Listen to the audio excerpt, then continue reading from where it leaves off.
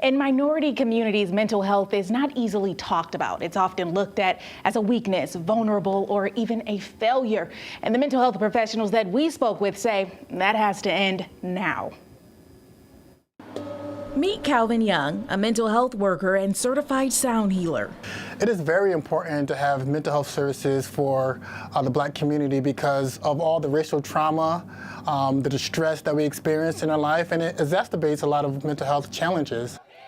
He says these challenges are rooted in Black history, from historical adversity like slavery to the impact of the pandemic and recent racial injustices and protests surrounding police brutality.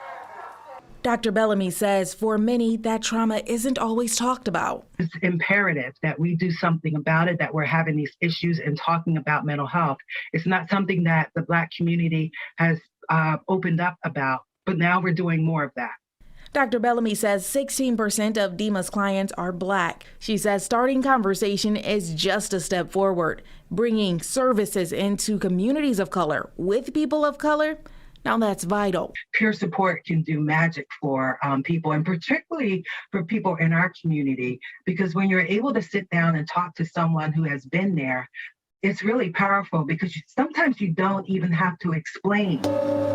Calvin says now more than ever, it's important to see Black people in places and positions of health and wellness. So it's important for us to highlight on the Black wellness and health and different modalities that we can incorporate into our life to bring about this sense of healing and well-being that we need.